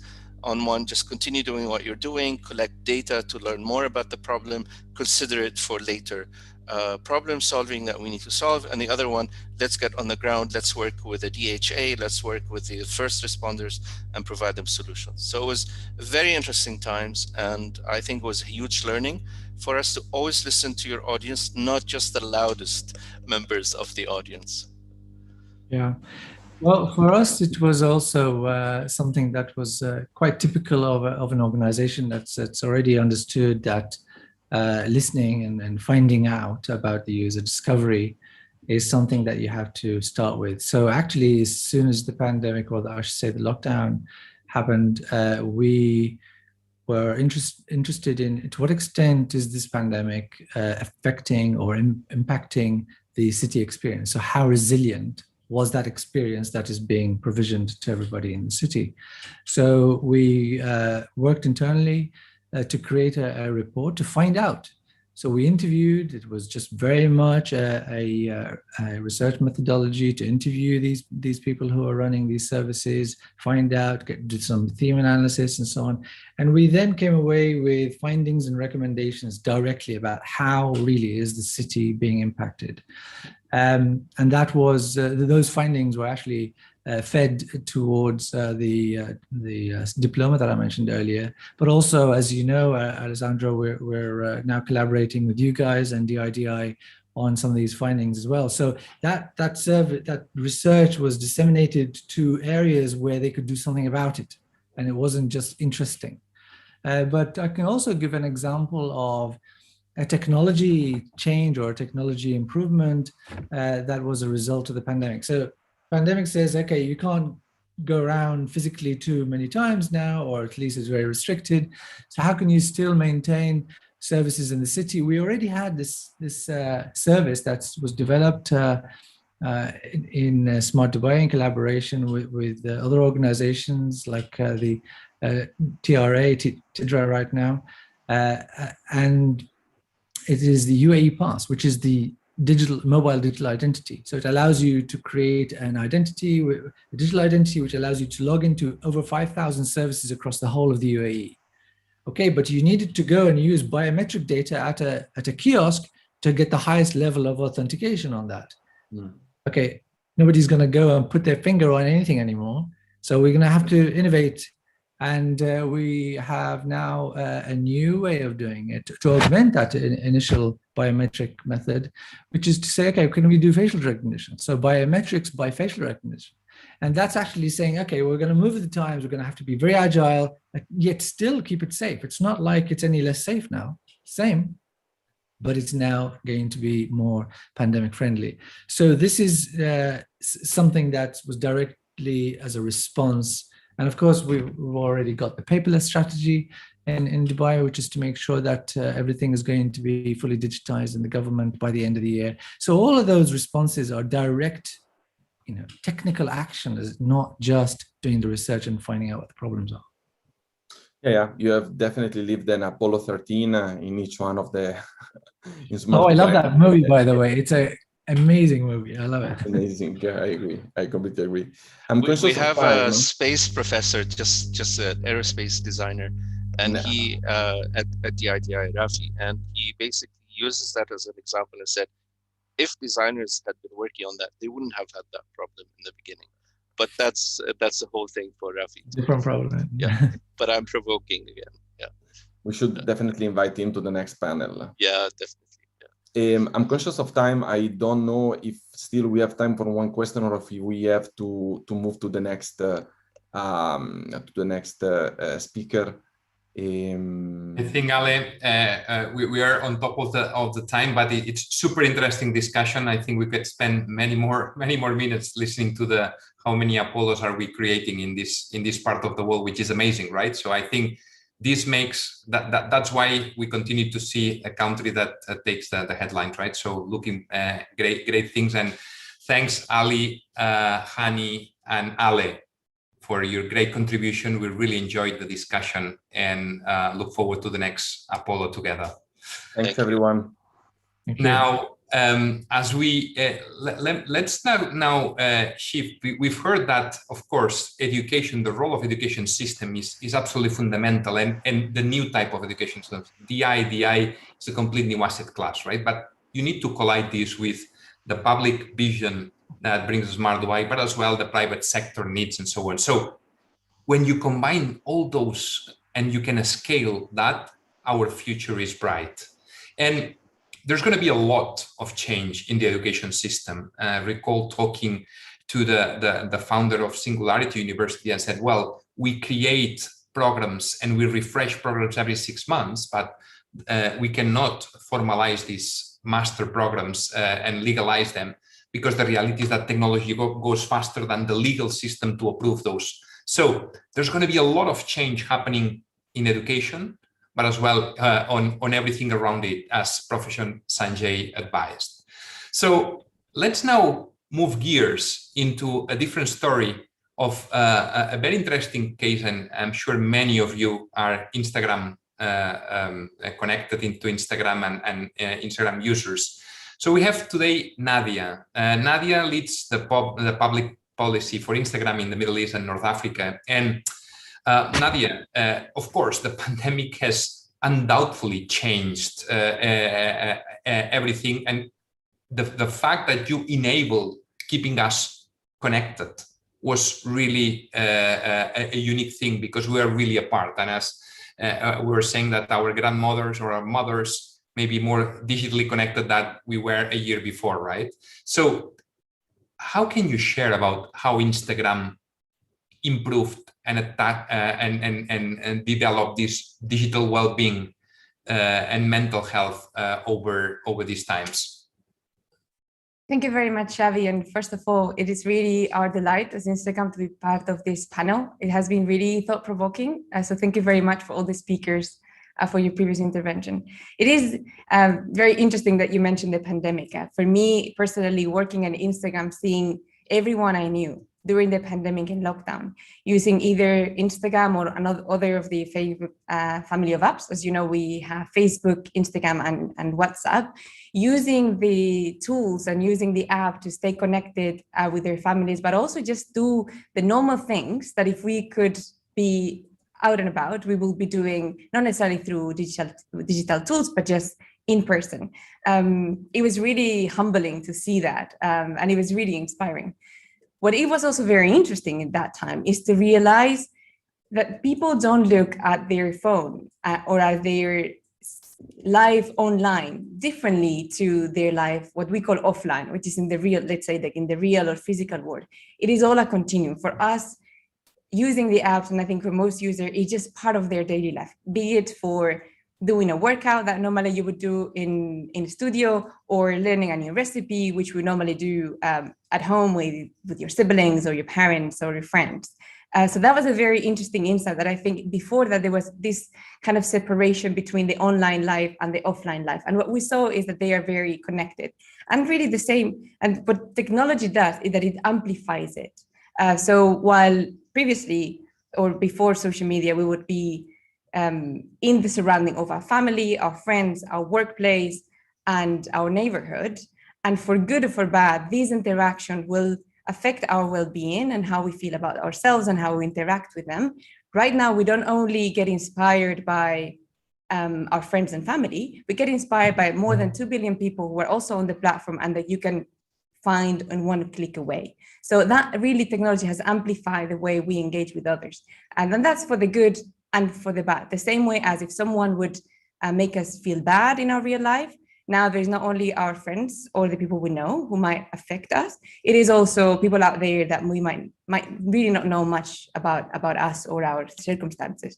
So what we see, what we are really aware as Instagram and Facebook, that we have a responsibility to make sure that our platforms are safe, that people, when they are in this amazing network of people, they feel respected and they feel protected. And for this, we have a set of rules, which we call the community standards, that really set out what is and what is not allowed to be on the platform. What makes mental health really interesting, and this is something that Dr. Ali was mentioning before, is that well-being, it has very different definitions. It is a very complex term, because it is not clear what exactly does well-being mean. So when we look at the experts, the OECD, the UN, experts in universities, what they often tell us is that they are objective factors, such as our financial situation, having a job, having close ties with family. And there is also subjective factors, so how we feel about those things, which makes it really complicated to find one solution fits all. So it's easy for us to say, if someone insults someone else, that is not good, we remove it as soon as we know. But if it's about how you feel of the things you see, I might see someone doing a recipe at their home and feel very inspired. Someone else might see it and feel really that they are not so skillful, or that they will never have the money to buy that utensils or have that amazing kitchen, or why their videos, they don't get as much traction of this other video that has 2 million views. So it's really complicated sometimes for companies like ours to know what are the solutions that we can give users so they feel protected, but also given that it is very subjective how they feel about their well-being. So what we've done is, in addition to our rules, we have created tools. We work really closely with experts, with community organizations, with young people, to try to understand what are the tools that will give the users or the communities that are on Instagram more control on their experience, so they can choose what they want to see and that we don't want to see. Because that way, I might say, I think that spending 20 minutes is enough for me a day. Someone else might say, I actually think I should spend 5 or 35 because I use it for work, or 2 hours because I actually do workouts when I'm on Instagram. So it is, we have gone through a path where we provide the users with that power. So we have a timer when you can decide how long you want to spend on Instagram. You also can see your insights. So at the end of the week, you see how much time you have spent on the app per week. Or you can also turn or not turn off your notifications. Some people tell us having the notifications make me go very often to the platform. Some other people tell us, I love the notification because I don't need to go on the platform unless someone writes me. And so it's giving the power to the users that we're focusing on, because we realize that this is the area that makes sure that everyone can have the experience that they like, ensuring that that we're supporting their well-being. When it comes to managing interaction, we also know that most people enjoy the time on Instagram, and in some cases, people feel that there's pressure on them, or they don't like how some people engage with them. So we have also built in the settings ways to manage your comments, manage who can write you, manage who can tag you, also even take out certain words that you don't like, because a reviewer would not know that I don't like being called brunette. Maybe I love being called brunette, but the reviewer or the algorithm would not be able to know that. So which is why we allow people to just type the words that they don't want to see. And if those words are on the content, it will be hidden so no one sees it. So we think about it in a very holistic way. And of course, we work with partners such as experts in universities, but also, for example, right now we're doing a project with 100 Arab youth, with the Arab Youth Center, to really get their feedback of what are the type of products that the Arab youth wants to see in the app, that we can also make sure that we introduce it into our product development. So really being part of the ecosystem and trying to give the power to the users, it is a way to tackling some of these very dynamic and complex issues that we're finding. And I give it back to you, Xavi.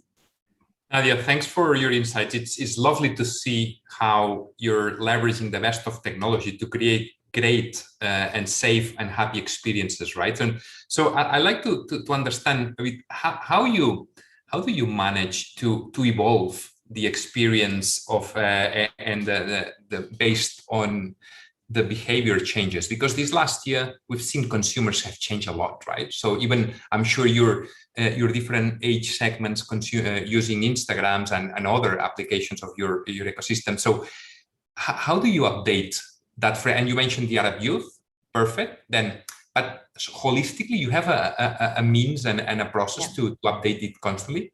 Yeah, we have massive research teams, and so we're an engineering company. So it's very data driven. So we constantly try and test, doing surveys on the app, doing qualitative surveys outside the app with people. And we also work directly with partners, so either the Arab Youth Center, but it can another place. We work with NGOs, with universities, even with local authorities to gather this feedback. So we have a channel that is the what we call the product development channel. And there, every time we want to make a change, we come together, all the teams come together, and we look at it from all the perspectives, because we do see that sometimes we think of a product with one objective, and then we realize that actually users use it for something completely different, which is fantastic for like an innovation in an innovative way. But we also see sometimes that some products might have unintended consequences, so that we can unship it. So we are always evolving, and we have both qualitative and quantitative data. Being a global company helps us a lot, because that means that we can gather insights from different regions. At the same time, we need to come up with solutions that are scalable and that are global. So we try to put all this together, and we work very closely with the rest of the ecosystem, including with yourself, with Accento. We are actually doing a project with Fjord as well on design thinking to make sure that we can stay on top and we keep the trust of our communities who choose to be on Instagram and Facebook to get connected with others. Super interesting, Nadia. Appreciate a lot your insights and you being open to share all this. It's very relevant because we all spend more and more time in front of screens, but it's good to think that behind there's a lot of brains and data points to try to make the experiences more, human, safe and happier on that. So thanks a lot for joining us this evening. And yes, now pivoting into around insights and tools to safeguard our mental well-being, I'm really so pleased to introduce our good friend Julia, who is also a certified resilient coach. And I would like her to tell us a bit some strategies on how to become a bit more resilient, right? So Julia, looking forward and over to you. Thank you, Xavi, and hello, everyone. Before we will start discussing in detail resilience and some strategies that will help you to be successful, I would like first to talk about why resilience is so important for each of one of us at this particular moment of our lives. The world is going through massive changes that are driven by these new technologies, right? And these changes, they're even expedited by pandemic. These changes, I believe that they create a lot of inspiring opportunities for us as individuals. At the same time, for us to make best use of these opportunities, we always need to be building and investing time in building our skills. At the same time, what defines our success, it's not only the skills that we have, but also it's the mindset that we have. And in this session, we will learn about how resilience is related to our success. And we will learn about also what kind of mindset and what kind of behaviors we need to practice so we can be more resilient and eventually we can be more successful. Let's look at the next slide. The world that we are living right now, I'm sure that each one of us, and probably there is no exception, who would not be going through some level of stress. Right? And as you can see from these definitions, that the stress is something that we experience when the conditions around us, when our environment actually, and the demands that place on us exceeds our ability to cope with this. And as you can see from the definition, there is nothing about the negative events that create stress. It's actually anything, including positive and including opportunities that we have got. Anything that exceeds our current state of abilities actually can create stress for us. So that's why these amazing opportunities that we have right now, they also bring excitement and they also create some pressure and stress for us. What can we do at our individual level so we can, what happens actually with us when we are going through stress? Let's look at the next slide. When we are going through stress, actually, some level of stress can be very useful for us, right? It helps us to stay alert. It helps us to keep to be focused, and also it helps us to improve our performance. But when we are reaching certain point, actually, or when stress is being prolonged for some time, actually, we might start feeling exhaustion. We might feel bad. We might even reach the point when it's a breakdown or burnout for us. So it's actually very dangerous to stay in the stress for a long time. We always need to make sure that we are having the right amount of stress that energizes us and actually that helps us to achieve our peak performance. So how can we support ourselves? The answer is we can be more resilient. We can work on our resilience levels. Our own resilience levels, it can help us, it can serve as a buffer against the stress. It can also influence our job performance and can help us, and our resilience can help us maintain in this productivity zone. And also it affects our engagement, happiness, and overall well-being. And the good news about resilience, let's look at the next slide. The good news about the resilience, before we go to the next slide, I would like to hear from you. I would like to hear your definition of resilience. I would like to ask you to follow the link that was shared in the chat. And I would like to ask you to share with me your definition of resilience. what do you think resilience is? How do you understand that? Let's see your responses. Please share share one word or two words. How do you understand resilience? I really want to hear from you all. Kadir, I can see that you're responding in the chat. If you can share this in the Menti. So while we're waiting for your responses, I want to tell you that there is a lot of research dedicated to the topic of resilience. At the same time, there is no single definition of resilience that would be accepted and shared by all psychologists. And also, there is no one single framework. That there are various frameworks. Once you will share with me your answers, I will share with you my definition of resilience. And I'm using the framework that was developed by PSI company. They are the team of organizational psychologists who were researching the topic of workplace resilience.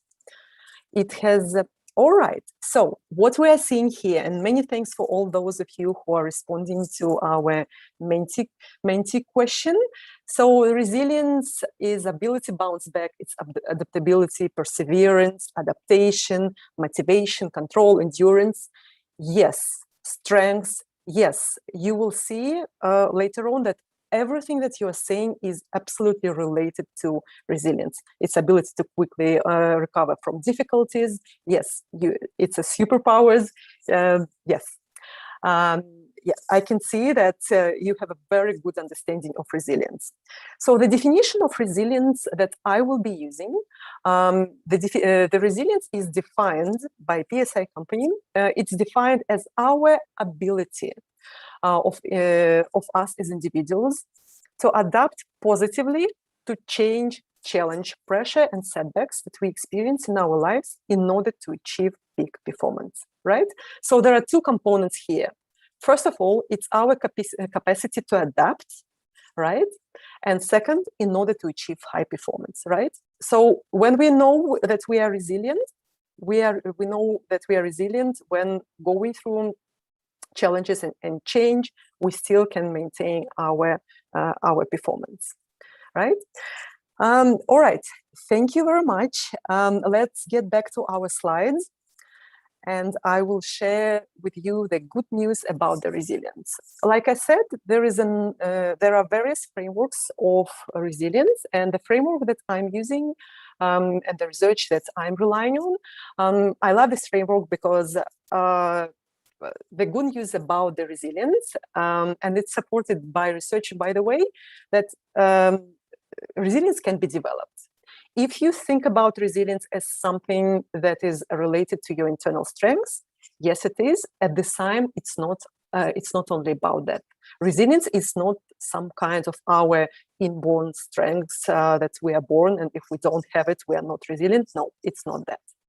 Resilience, it's not some kind of character trait that is, again, you were born with and you cannot change. No, it's not that. Resilience is our capacity. Resilience is a capacity that comprised of the strategies that can be enhanced. If you work on that, you can become more resilient. And also there is the recent research also discovered that the neuroplasticity of the brain, I'm sure that you've heard this term, right? That our brain actually can be, neuroplasticity tells that our brain actually never stops growing and developing, and there are new network connections are being created in our brain all the time, every time actually when we go through new experience. So and we never stop learning and growing actually as individuals. It doesn't matter how old we are. And which means that our resilience as well can be developed at any stage of our lives through the concerted effort. So now we will, the framework again that I'm using, it actually talks about 8 components of resilience, and I will walk you through each component of the framework so you can understand what it comprised of, all right? My suggestion to you, while I will be walking you through every component, make a note for yourself. Make a remark, what are the areas where you you feel strong, and what are the areas that you would like to develop further. It will be very useful for yourself later on. So first component, self-belief. What is it, self-belief? Self-belief, it's actually the extent to which we believe and we have confidence in our ability to address problems and obstacles that we experience. It's this can-do approach that you have or someone from your environment have. These kinds of people who are with high levels of self-belief, they have this can-do approach, and they strongly believe that they can cope with anything that comes their way. Why it's important for resilience? Because it's, when we have strong belief, it supports us in a variety of contexts. Actually, some researchers believe that its foundational components, it's probably the most important component out of all 8, and it's like a foundation because it's linked to many other components. All right, let's move to the next component, and it's optimism. Why optimism relates to when we know that we have high levels of optimism. It's when we believe that no matter what, we will experience good outcomes in our life. And it's also, we are optimists when the way we talk ourselves actually optimistic. It's when we are looking for the best case scenario rather than planning for the worst case. It's when we support ourselves and tomorrow, and when we believe that tomorrow will be a better day. Why it's important for resilience? Because it helps us to move forward and to not to spend waste our energy or being upset, but actually having the right mindset to look for new opportunities. Let's talk about the third one, the third component of resilience, and its purposeful direction. Purposeful direction is defined as the extent to which we as individuals have clear goals that we are committed to achieving. I'm almost sure that each one of you have a clear goals that you have to achieve in your studies. Some of you might have even goals that you also have to achieve for your work. And some of you have goals that you have to achieve for your projects. It's all important. It's all about having purposeful direction. Also, I would encourage you to think about what are your life goals? What do you want to achieve in 1, 2, 3 years in your life, right? Why it's important for resilience? When we have very clear goals, it helps us to stay focused and helps us to keep motivated and to go through challenges and change, having in mind our focus. Let's look at the next one. It's adaptability, and this is the extent to which we as individuals are willing to adapt to changing circumstances. Think about how can you know if your levels of adaptability are high. Think about the recent situation when you were working on the project and you had a perfectly created plan. And when something happens and you have to change your plan, how did it make you feel? Were you the person who were happily going with a new flow of events? Or were you feeling frustrated? Were you feeling unwilling to proceed and stuck? It might be if you felt, if you were happy to go with the flow, that most likely your levels of adaptability are high. Now let's talk about another one. Another component of resilience is ingenuity. What is ingenuity? This is the extent to which we can generate a range of creative solutions to problems. So ingenuity relates to our problem-solving capability and how creative we can be in a challenging situation. Why it's important for resilience? Because we never know what is going to happen tomorrow. The world keeps changing all the time. So when we are able to find creative solutions and not being stuck with the problem, it means that our levels of ingenuity are high, and it means that we will. Chances are we find a good solution to a problem faster. Let's talk about another one. Another component of resilience is challenge orientation. It's about to what extent we enjoy experiences that challenges us, and to what extent we perceive stretching situations as opportunities for us to learn. If you are the person who likes to set challenging goals for yourself and who likes to actually put yourself in these situations where you will be stretched so you could learn, probably your orientation towards challenge is high. Why it's important for resilience? It's important for resilience because it encourages, when our challenge orientation levels are high, we're actually welcoming challenges into our life. We're welcoming new experiences, and we're mostly likely we are willing to take new chances and to try new experiences. Let's look at the next one, and the next one is emotion regulation. Emotion regulation is, it relates to our ability to stay calm and in control of our emotions in stressful situations. Why it's important for resilience? We are human beings, we are emotional beings. Our emotions are contagious. First of all, it's important for us to stay calm, because when we are very emotional in a stressful situation, it can cloud our thinking process, right? And when we're staying calm, chances are that we will be able to think about and to find a good solution to the problem at hand. When we are working in the team, and especially when we are leading teams, when we are not able to stay calm and control our emotions, also it can be contagious and it can actually be detrimental to the team dynamics. Let's look at the last one, and our last component is support seeking. Support seeking is the extent to which we are willing to seek support from others in difficult situations. I know that for some people, especially for those who are self-reliant and independent and consider them to be very strong individuals, for those people, a lot of times what I observe for them, this particular component can be challenging.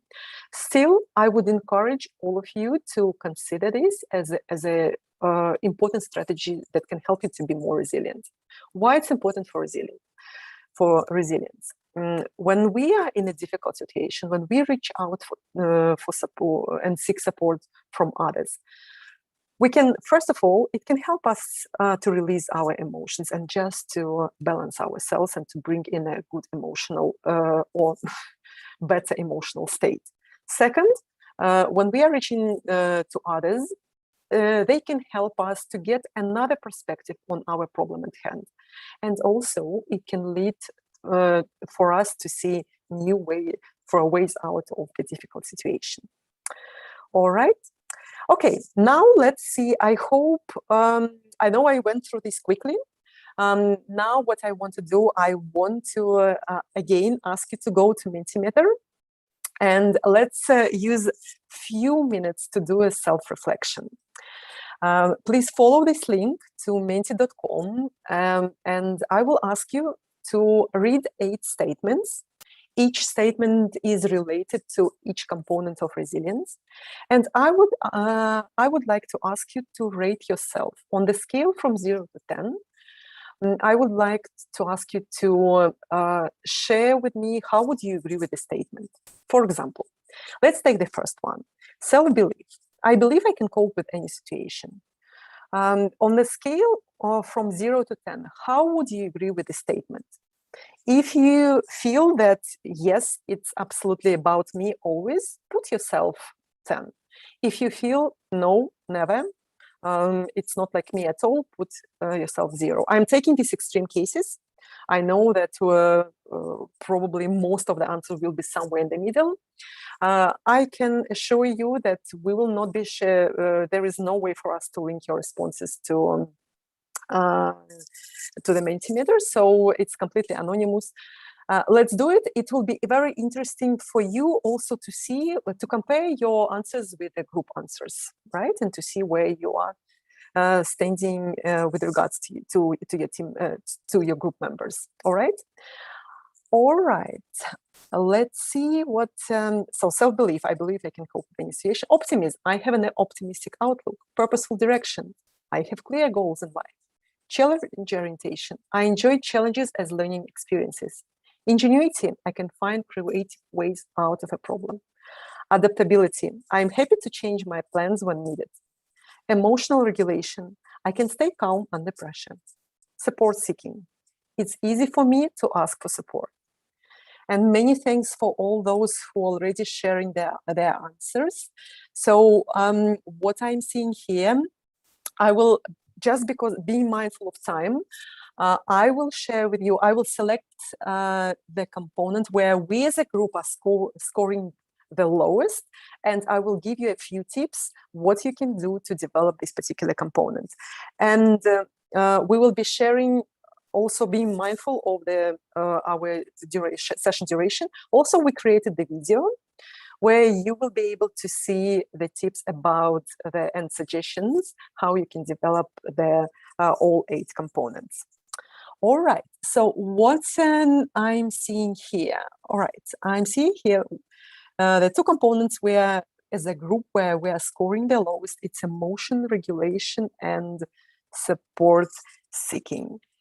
All right, if let me choose emotion regulation, and I will share with you what you can do if you want to develop in this aspect of resilience. First of all, I want to tell you that don't get upset if you realize that you are putting yourself on lower scores. It means it is what it is. It is what it is right now. Tomorrow your scores will be different. I promise you, because like I said, resilience is something that can be developed. There is a lot of research that demonstrates that. So you absolutely can develop it when you put effort in that. So don't get upset about your scores. Just take it as a learning and select one component where you want to focus in the following few months to develop it. All right, so speaking about emotion regulation, so I can see that as a group we scored the highest on challenge orientation, which is great, and no surprising probably, given the amount of challenge that was thrown on us over the last year. Let's talk about emotion regulation. So what you can do if you want to become better in managing your emotions. The first thing that you can do, and where actually you start, is start paying to your emotions and start paying attention to your physiology. These things like how you physically feel. Did you have enough sleep? Did you have enough food? Did you have good food? Did you have enough water? Do you feel rested? Did you have enough rest? All these elements are actually important for your emotional state. Because if you didn't have enough sleep, if you are hungry, it's very difficult to expect that you will be able to control your emotions, right? So take care of that and pay attention to how you're feeling. Ask yourself, set probably for yourself a timer for 2-3 times during the day to stop and to pause and ask yourself a question. How am I feeling right now? What created these feelings? What can I do to support myself right now and to feel better? Also, the second thing that you can do is practice breathing techniques and practice mindfulness. Practice some techniques that will help you to connect with your emotions. Spend some time learning about yourself, because all of us, we're individuals where there is no size that fits all, and it's our job to learn about ourselves. So invest time in yourself, choose the technique that will work for you, and practice this technique: mindfulness, breathing, maybe some yoga, whatever works for you, and that could give you this opportunity to understand your own emotions better. All right, so let's go back to our side. Thank you very much for sharing this, for sharing your responses. Let's get back to our side. All right. Again, first of all, I want to share with you that we created the video that you can watch to refresh your knowledge about the components that were covered. And in this video, also, I'm sharing practical tips about each and every strategy that you can use to build your resilience. And remember that resilience can be developed. I can tell you from my experience, I have been working on it for quite a few months now, since I got certified in the middle of pandemic. And I can tell you that it can be developed. Today, I am more resilient than I was a few months ago. It means that you can be too. Thank you, Xavi. Thank you, everyone. Xavi, over to you. And thank you to you, Julia. So very inspiring words about how to be all more resilient. And I think this is a journey that we're never going to get to attend. So it's always a lifelong long learning journey, right? So thank you again. And I believe that today we've covered just a few words to close, and I've taken a few snippets from the different discussions. And I want to start with the resilient part, because I think this is a common denominator that will makes us, and I think Professor Shanghai said, so we've been able to survive the pandemic. The world was falling apart a year ago. Today, we are here back again, reinventing ourselves, right? So resilience, I would like to start this as the first key takeaway. Second point around lifelong learning, lifelong student. Being a lifelong student is absolutely fundamental, right? And of course, to do that, we need to put data as a key material input into all this journey, right? And of course, that brings the two things together, the human skills and the digital skills that combined make us stronger and more future ready. And to do this, we need to have the ambition, the culture, the spirit of reinvention, bringing always innovation really at the core to help us improve the well-being that we have, right? And I think I want to thank each and every one of the members that came together, because if you see, to get that magic happening, we brought together public service officials, experts from Smart Dubai, Expo, and so on. So thank you, Ali, Fatima, it was fantastic. But as well, on the academia side, we brought MIT, DIDI, Sanjay, Hani, fantastic inputs, because there's the thinkers about the North Star. But of course, all those sum up with the great professional experience on the services as part from Instagram, from Accenture team, my colleague Ale, Julia, Nishan, and of course Nadia. So thanks everyone. I think we've done a lot of research as Accenture, and we've seen, as I was saying, that there's a huge demand surge of skills about creative thinking, complex cognitive capabilities and skills. So while the skills are definitely crucial, what is really important is having the right mindset to get there, right? So we're very pleased to have had all of you with us tonight, or today for the ones that join in other parts of the world. And we're very pleased as well to share with you the resources that we've presented and others that our partners in this webinar brought forward, right? So follow here in the chat that there's areas to go deeper into the knowledge about what we've covered. Saying this, I wrap up the session with a big thank you note, a big be resilient tomorrow, today, and stay safe. Thank you so much. Thank you.